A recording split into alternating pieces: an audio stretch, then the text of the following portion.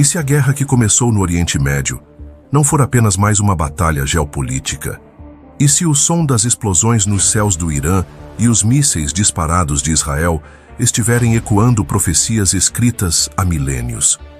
E se estivermos, de fato, vivendo os dias que os profetas vislumbraram em visões celestiais? Na madrugada de 13 de junho de 2025, o mundo segurou a respiração. Israel lançou um ataque direto contra o Irã. Alvos nucleares, reações imediatas, reservistas mobilizados, o mundo à beira do abismo. As manchetes gritam urgência, mas o que a Bíblia já sussurrou há séculos, agora parece gritar com ainda mais força.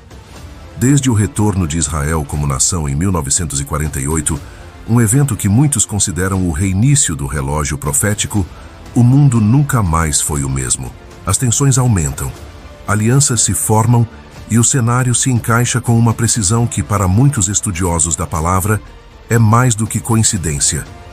Você já percebeu como, nos últimos tempos, tudo parece mais urgente? Como se o mundo estivesse acelerando para algum ponto de ruptura?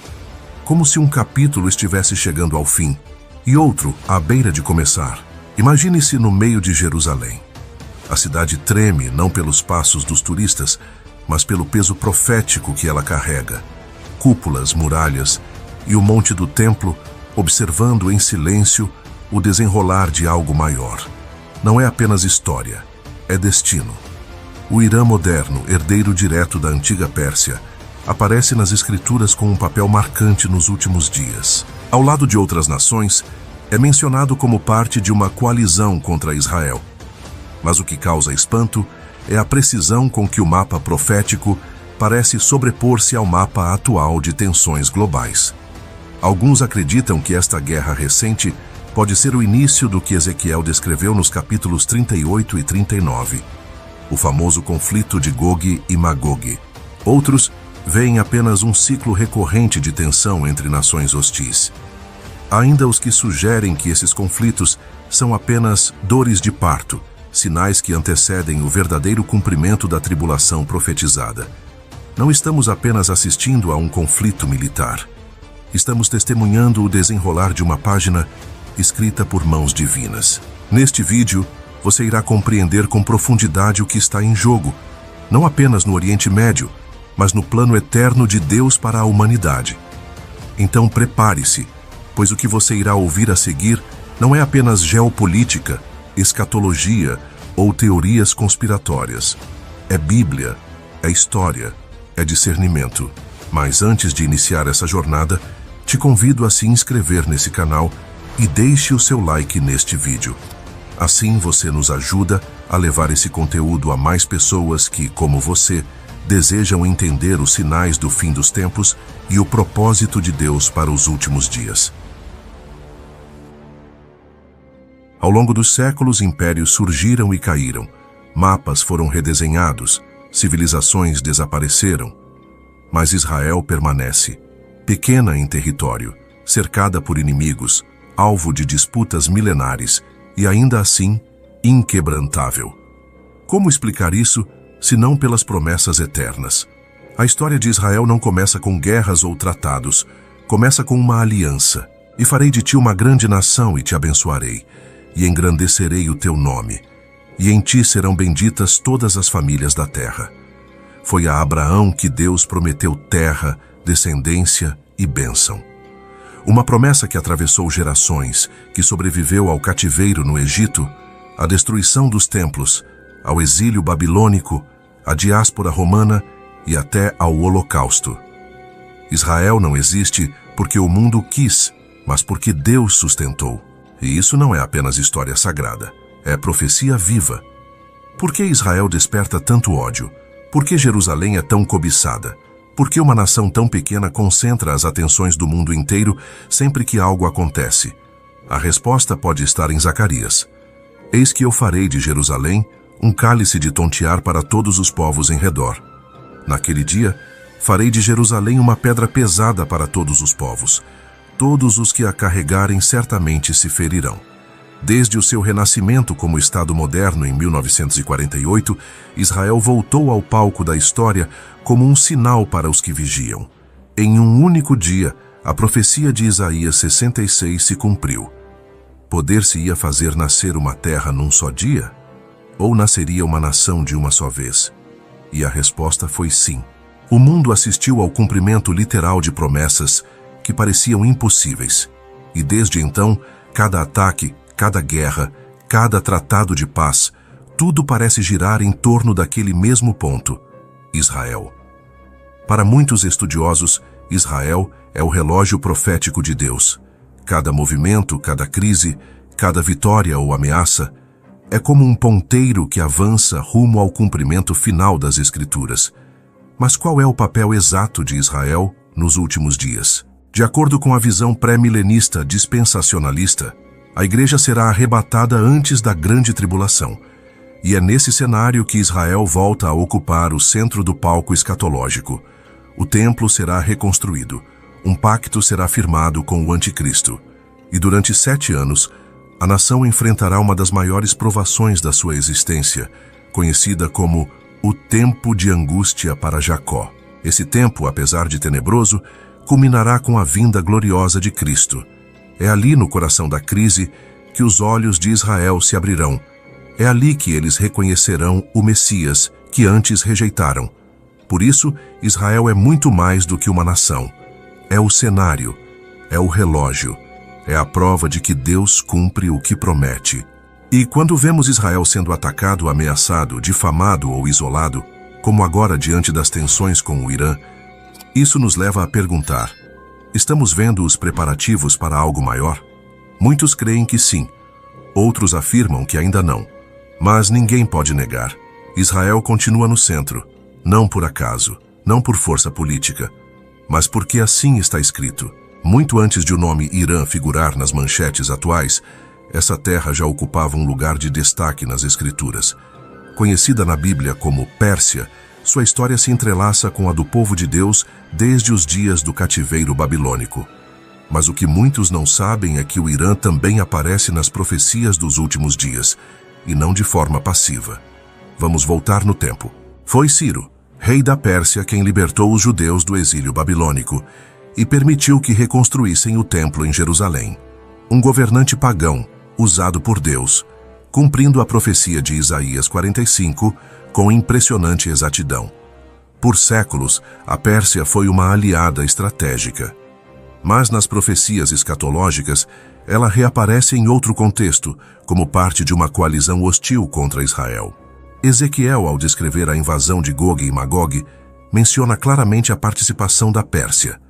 Gog, da terra de Magog, contigo estarão Pérsia, Cuxi e Puti, todos com escudo e capacete. Essa aliança profética inclui nações do norte e do oriente, muitas das quais são hoje abertamente hostis a Israel.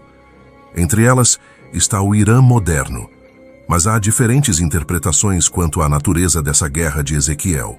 Alguns afirmam que ela ocorrerá antes da tribulação. Outros acreditam que ela será parte do cenário inicial da tribulação, ou mesmo o estopim. Há também os que veem conexões entre Gog e o anticristo. Nenhuma dessas hipóteses deve ser descartada sem cuidado, pois cada uma se baseia em argumentos sólidos e também enfrenta desafios interpretativos. O que é incontestável, no entanto, é que o Irã tem assumido nas últimas décadas uma postura abertamente agressiva contra Israel.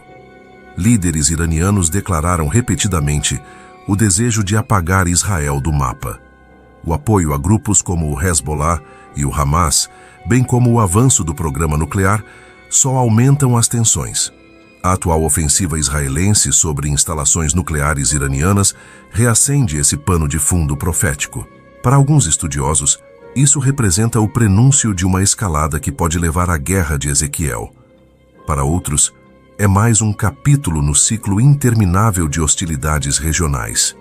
Mas há algo curioso.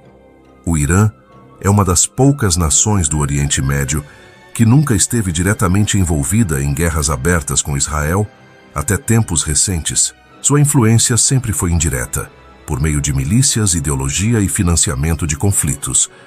Agora, com mísseis lançados e ataques diretos, a relação entre profecia e realidade parece estreitar-se.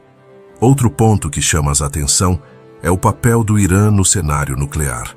A Bíblia não menciona armas nucleares, mas descreve destruição, juízos e eventos globais que, para o leitor moderno, soam apocalípticos. O avanço do Irã em direção a uma bomba nuclear, somado ao seu discurso radical, gera temor mundial. Seria essa a faísca de um conflito maior? Ou apenas mais uma ameaça que não se concretizará? A verdade é que o Irã, mesmo sem buscar isso conscientemente, cumpre um papel profético. Ele reaparece no mapa espiritual como um ator ativo, conectado a antigas profecias. E cada passo que dá em direção a Israel parece ecoar versos antigos, sussurrados por profetas que jamais ouviram o nome Teherã, mas que viram, em visões divinas, coalizões se formando no fim dos tempos. A tensão entre Israel e Irã não é apenas política. Ela é para muitos espiritual. Um reflexo do conflito entre a promessa e a oposição, entre o plano de Deus e as forças que se levantam contra ele. E no meio desse cenário, cabe a cada cristão uma pergunta profunda. Isso é apenas história repetida ou profecia em movimento? As montanhas ao redor de Jerusalém sempre foram silenciosas testemunhas da história. Ali, Jesus reuniu seus discípulos e, diante da grandiosidade do templo, proferiu uma das declarações mais intrigantes e proféticas do Novo Testamento. Vede que ninguém vos engane, porque muitos virão em meu nome, dizendo, eu sou o Cristo, e enganarão a muitos. E ouvireis de guerras e de rumores de guerras, mas ainda não é o fim. Essa advertência de Cristo é tão atual que poderia estar estampada nos jornais desta semana. Guerras e rumores de guerras, nações se armando, povos em conflito, alianças sendo testadas, e um mundo mergulhado na ansiedade de um futuro incerto. O ataque de Israel ao Irã não é um evento isolado. É mais uma peça em um tabuleiro onde os movimentos parecem ecoar palavras ditas há 2000 anos. Mas o que Jesus realmente quis dizer quando falou sobre rumores de guerras? Estaria ele se referindo a uma escalada inevitável rumo ao apocalipse?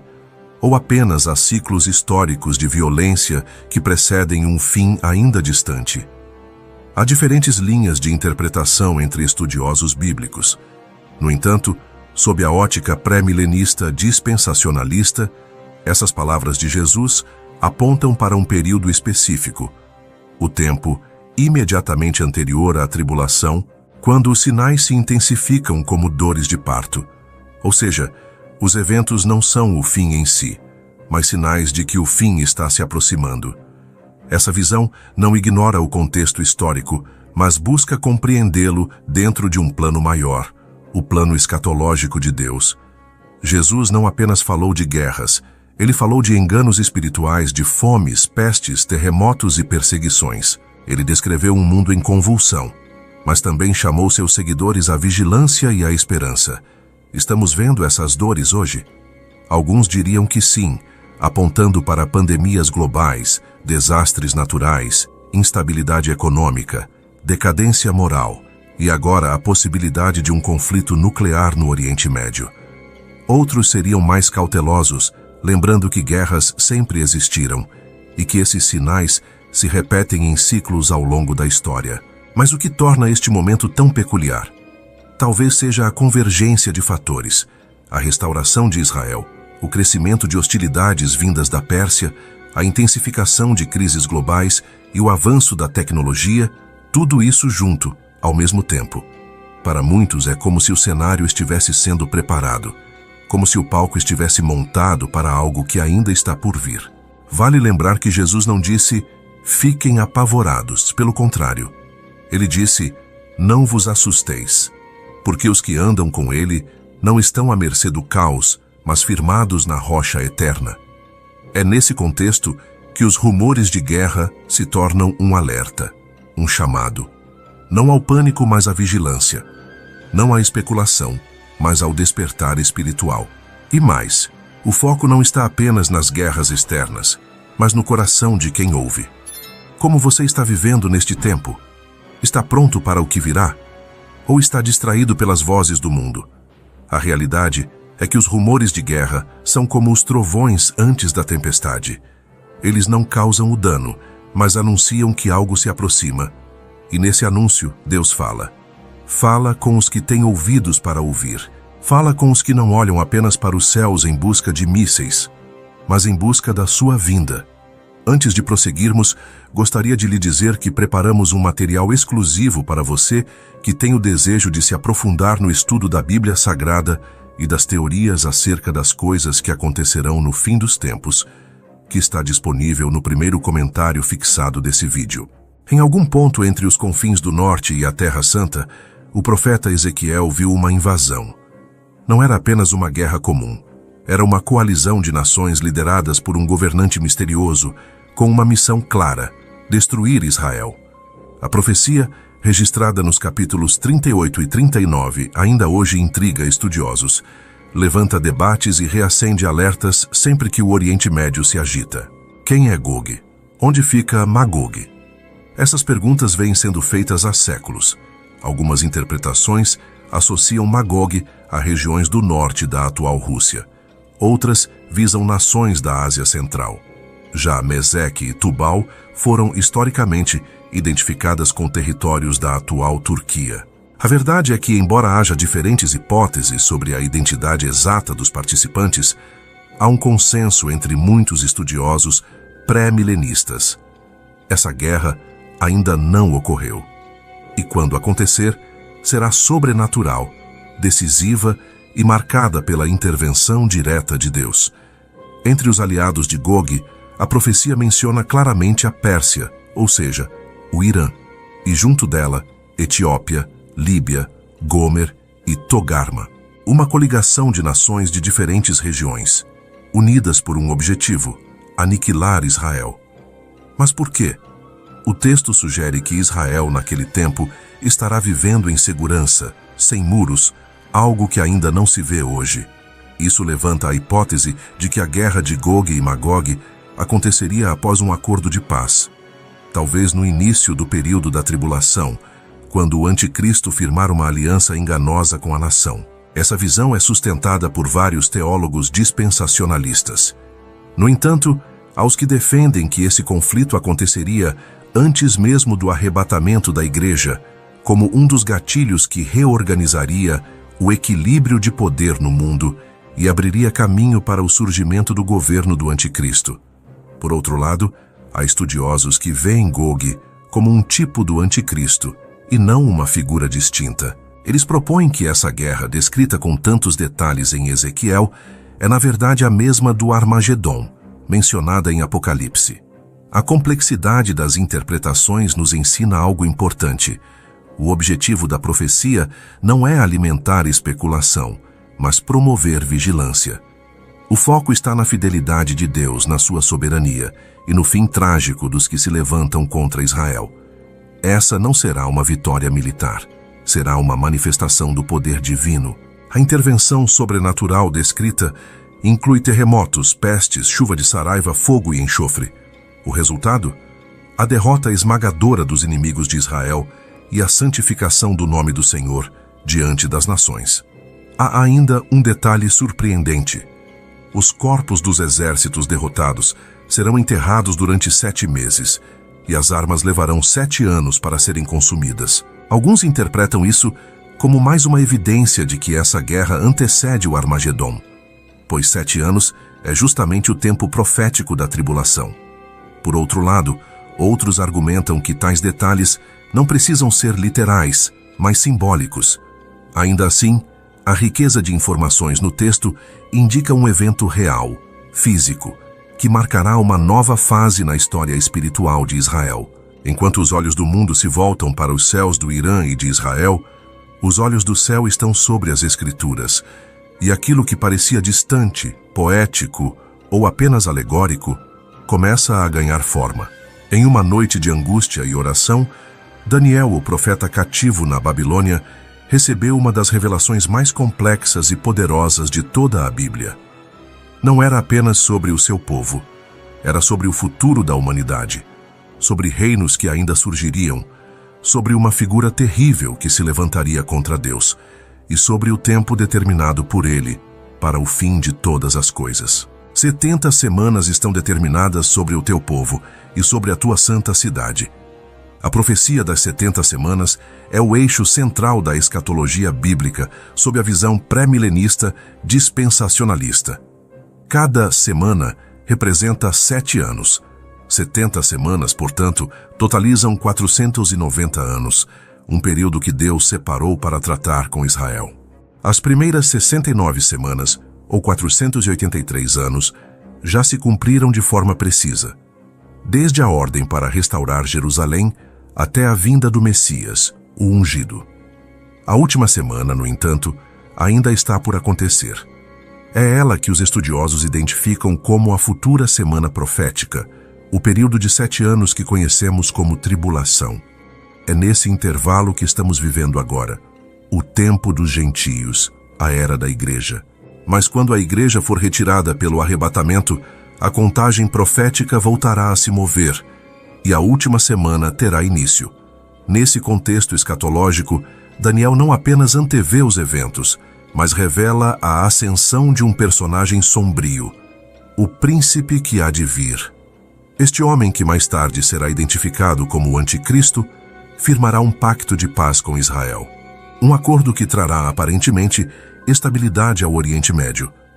Possivelmente permitirá a reconstrução do templo, mas será uma paz falsa.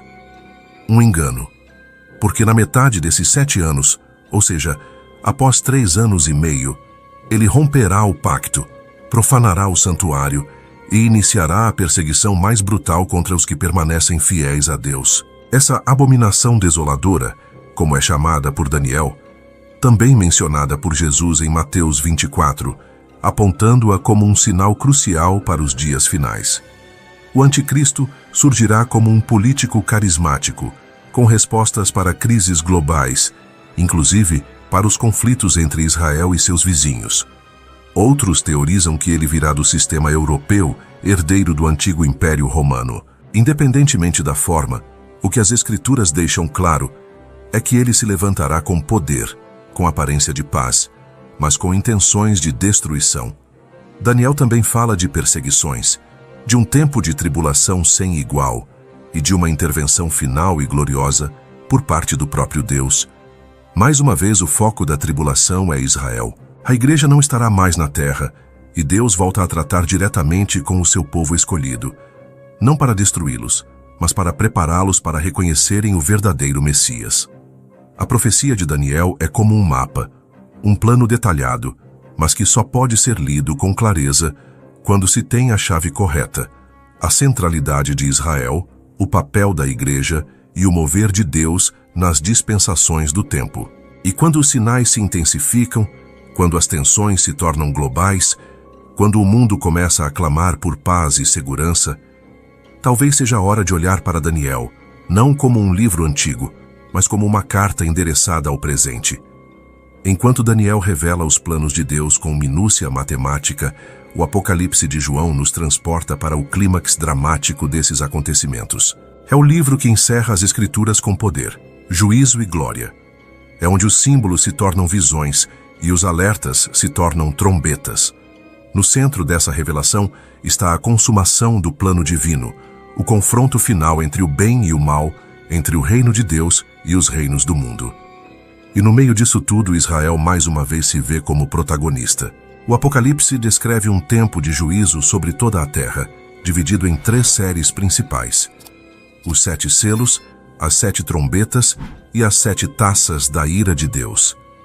Esse período, conhecido como a Grande Tribulação, corresponde à última semana de Daniel, os 7 anos em que Deus julgará as nações e trará Israel de volta ao arrependimento.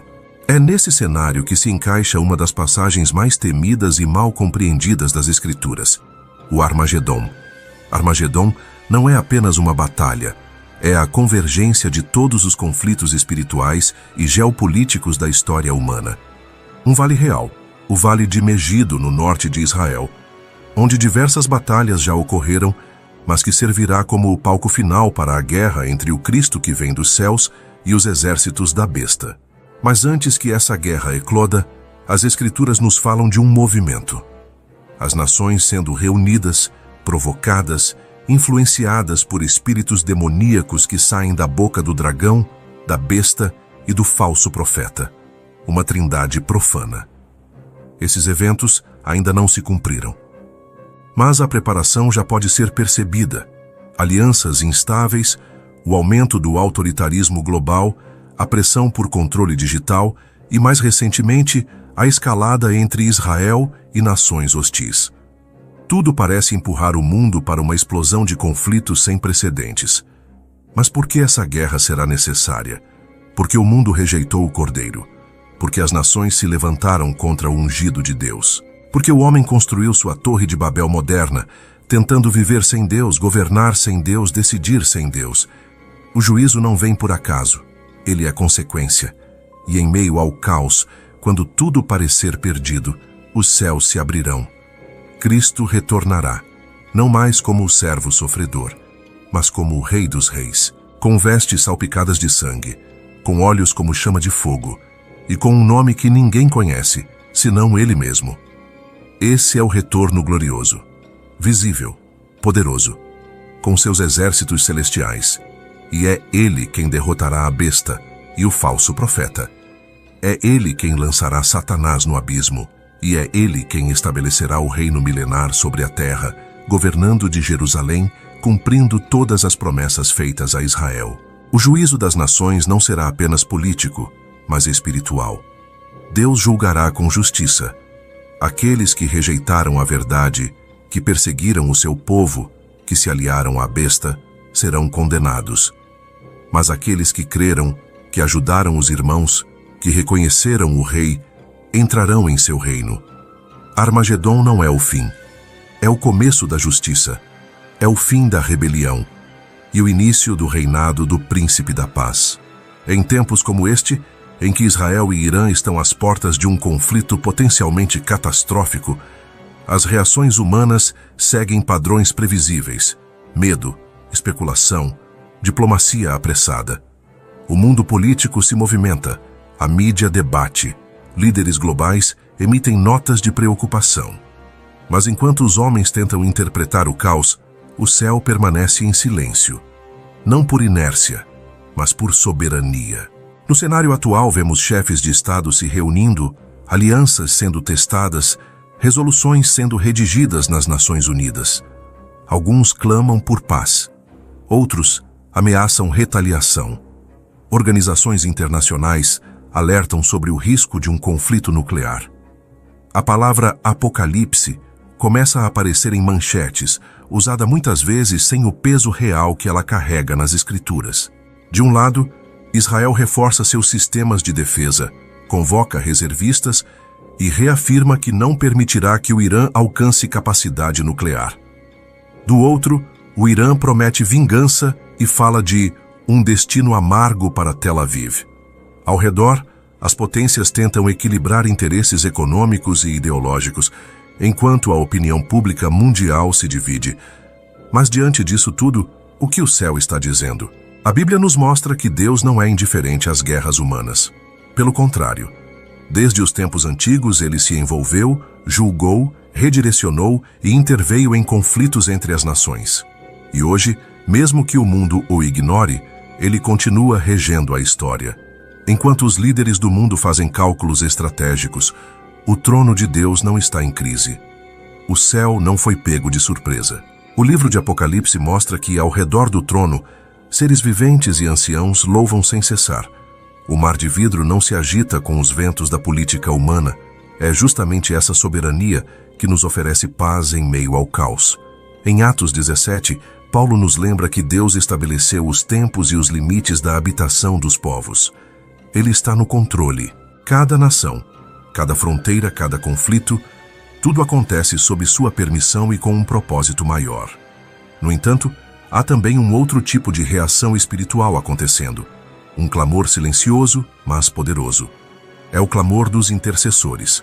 Homens e mulheres em diferentes partes do mundo, que não apenas leem as notícias, mas oram, jejuam e colocam seus joelhos no chão.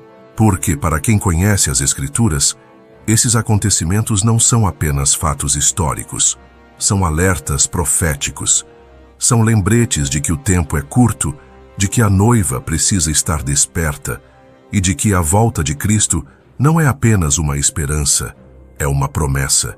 Assim como o mundo reage com temor, o céu se move com propósito. E o Espírito Santo continua falando à igreja, convocando, ensinando, corrigindo, fortalecendo.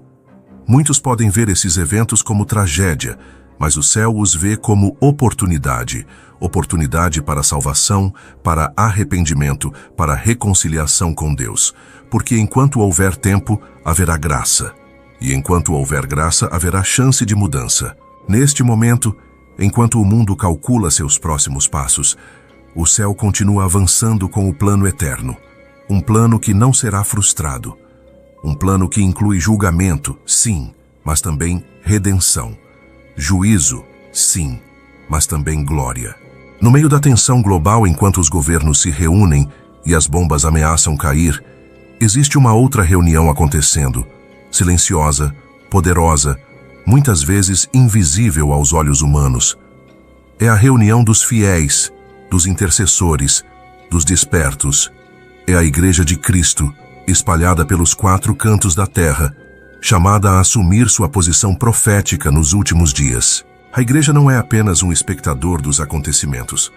Ela é parte ativa do plano de Deus. Ela não foi chamada para se esconder nos bastidores da história, mas para ser luz, para ser voz, para ser sal. E, acima de tudo, para ser noiva, pronta, vigilante, com as lâmpadas acesas. A igreja será arrebatada antes que a grande tribulação comece. Mas até que esse momento chegue, sua missão continua. E nunca foi tão urgente. Porque se os sinais já estão visíveis, o tempo está se esgotando. E a voz profética da igreja precisa ser ouvida com clareza. O papel da igreja nos tempos finais envolve 3 dimensões essenciais.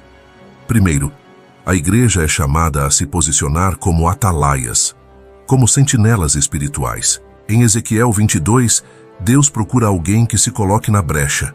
Em tempos de guerra, a intercessão é uma arma, e cada oração tem o poder de mudar destinos, impedir juízos, preparar corações. Segundo, não há mais tempo para uma fé superficial. A santidade deixou de ser opção, tornou-se urgência. Hebreus 12 declara que, sem santificação, ninguém verá o Senhor. A igreja precisa ser separada, não apenas no discurso, mas na vida. O mundo pode estar se afundando em trevas, mas a luz da noiva deve brilhar com mais intensidade. Em terceiro, se há uma mensagem que precisa ser proclamada com coragem nestes dias, é esta: Jesus salva, Jesus cura, Jesus voltará. É tempo de resgatar os perdidos, alcançar os confusos, consolar os aflitos. O tempo do silêncio acabou. O Evangelho não pode ser mantido entre 4 paredes. Ele precisa ecoar como trombeta. A igreja é o corpo de Cristo na terra. E se o corpo está aqui, ele ainda está operando. Ainda está curando, ainda está falando, ainda está chamando. Muitos cristãos, ao verem as notícias de guerra, se enchem de temor. Mas o medo não pode ser o combustível da igreja. Nosso combustível é a fé. Fé de que Deus está conosco. Fé de que o arrebatamento está próximo. Fé de que a nossa missão ainda não terminou. O mundo precisa de respostas. A igreja tem a verdade. O mundo está em colapso. A igreja carrega a esperança. E mesmo que o cerco aperte, mesmo que a perseguição aumente, mesmo que os dias se tornem mais sombrios, a noiva não será vencida. Ela está sendo preparada.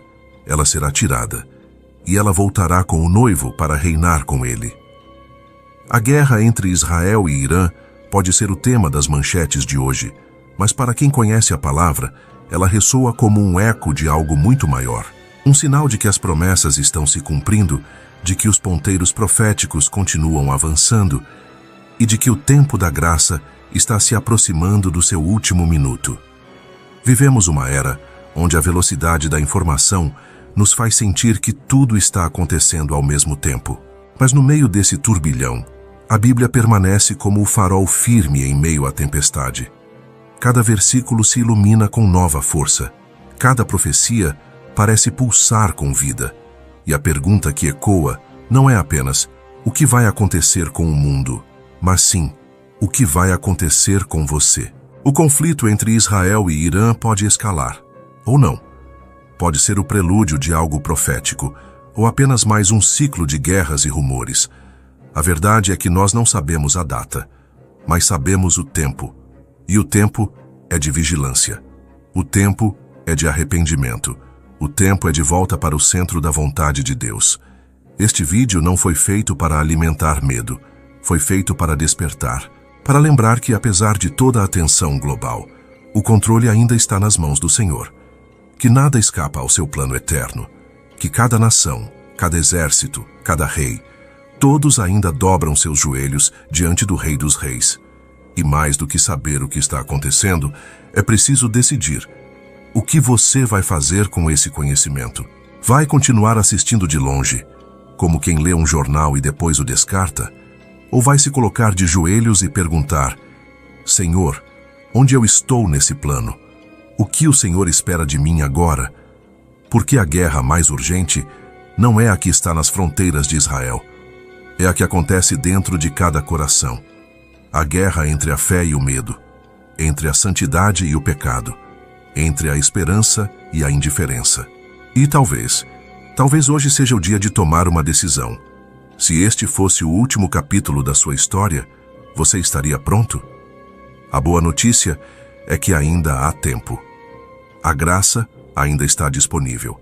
A salvação ainda é oferecida. Jesus ainda chama: Vinde a mim, todos os que estáis cansados e oprimidos. Ele ainda perdoa. Ele ainda transforma. Ele ainda volta. Hoje o mundo teme o conflito nuclear, mas há um conflito eterno ainda mais decisivo: sua alma em relação ao seu Criador. A paz que o mundo não consegue garantir, Jesus oferece agora mesmo. Por isso, não desperdice o que ouviu. Compartilhe este vídeo com quem precisa acordar. Curta, comente, mas acima de tudo, ore, busque, santifique-se, viva com os olhos no céu e os pés firmes na palavra.